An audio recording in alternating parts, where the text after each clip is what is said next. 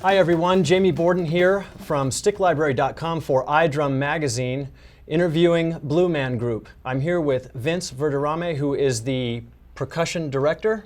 Just drummer and music director. Music director, it's nice to see you. Thanks for taking time. Thanks for having us. All right. Blue Man's been around for how many years? Wow, the show started out in 1991. 91, so we're talking 20 years. 20 years, wow. Crazy. It's amazing. And Yeah. You've been with them for? 11, 11. Almost 12.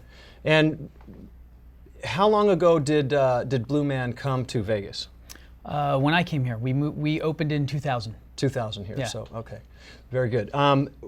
Tell me a little bit about, are you much of a historian for Blue Man? I mean, do you know the inner workings of how the whole thing started? I can give you a fair, a fair rendition of what happened. Chris Wink, Matt Goldman, Phil Stanton were three original Blue Men, and they were doing a lot of performance art installations around New York, late 80s, and it just evolved. They had come up with different installation pieces that would happen all over the city, and then they were offered an opportunity to put up their show for a week. I forget the name of the theater, they did it for a week, really got their feet wet. It was kind of cool. At the end of the week, they were like, wow, I think we know how to do this now. If we only had another week. And ironically, it was a little bit of fate on their side. It was the same week that the first Gulf War started. The show that was supposed to come into that theater, they refused to come over because there was a war. They were coming from Germany. Oh, okay. And they were like, we're not traveling, there's a war. So the people— Yeah, but not here. Right, so the people at the theater said, we need somebody in the theater. And they were like, can you stay an extra week? They stayed an extra week. New York Times did a review, and everything kind of, it's one of the linchpins to how the show in that original setup with Blue Man, Yeah. How much of it was percussion based as far as drum set and the things that were involved? How big was Blue Man Group at that time? Well, by the time the show you really want to document is when they opened at Astor Place Theater, which is it's still there. It's still the original. It's not the original show. It's had a couple different incarnations that it's evolved. Mm-hmm. But in that show, the Blue Men have their own drums, which they have drums that pour paint on them. They have a few large bass drums and some smaller concert toms.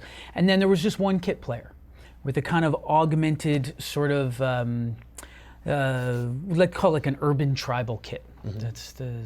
That's where it was coming from. Their influences were really punk music and sort of trying to get to some sort of tribal aesthetic that drew on the urban community as opposed to just referenced some other indigenous people that didn't live in New York.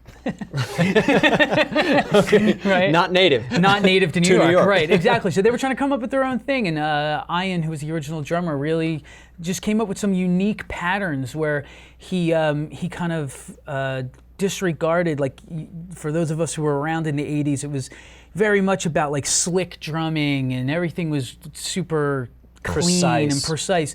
And Ian kind of flipped that over, in my opinion, and he took any ghost note that he was going to play and stuck it on a 14-inch floor tom to his left inside the hi-hat, not like Dave Weckl would do. He put it over here for a different thing, so it would get this sort of, it would sound like more than one drummer.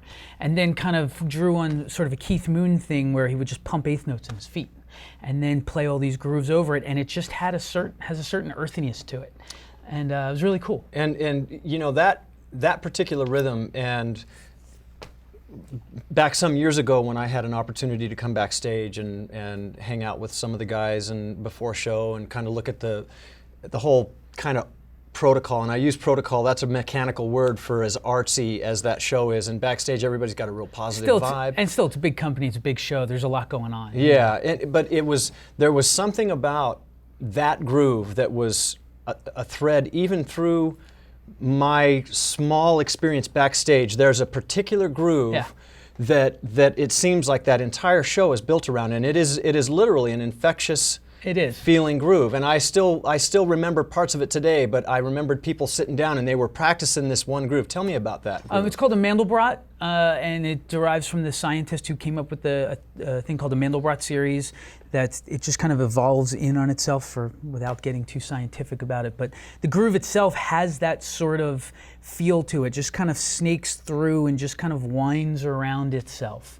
Again, it's like pumped eighth notes in both feet, and then it's just a groove between 14-inch tom, 16-inch floor tom, and a snare, and occasionally 10-inch tom, or 12-inch tom. And it's like I said, it's just got this certain just swing to it. Almost, when we're teaching it to guys, you almost have to reference like old sing, sing, sing grooves, because that kind of really, we don't like to reference things too much because we want it to be its own. Everything comes from something. Everything. Though. But you can always say, "Wow, that guy must have heard this or whatever," and it really does have that sort of infectious, just dance quality to it. Hey everybody, welcome to iDrum and to issue 9. We're delighted to have as our cover artist Mr. Benny Bread, Tony Royster, Marco Minimum, Blue Man Group, and Muggs Kane. Inside you'll also find our Frankfurt Music Messer Roundup for this year. Reviews? We have reviews. We have the Elias sample and perk pads. We take a look at Evans G14 heads. We also look at Lewitt's specific drum mics. We get to sit behind the Natal Babinga set. Sam gets to check out some Peisty 20 custom cymbals, Pearl's Vision Birch set. And finally, we take a look at the fabulous Yamaha Club custom drums.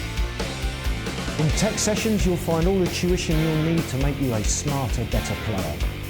And of course, to round off the issue, we have our regular CD and DVD reviews. Okay, that's it. I'm going to get out of the way and let you enjoy this issue of iDrum magazine. Don't forget, you can always contact us if there's anything that you want to know about or anything you want to ask us. So that's the kind of people we are. That's it.